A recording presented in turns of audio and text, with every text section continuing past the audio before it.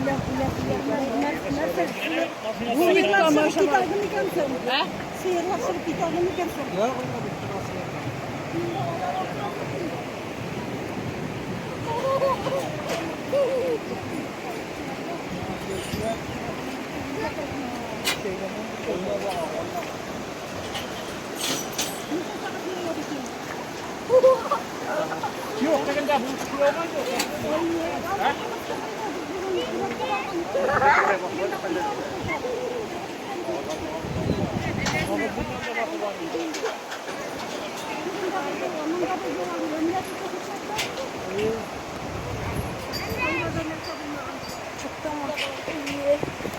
Jangan stay younger than you.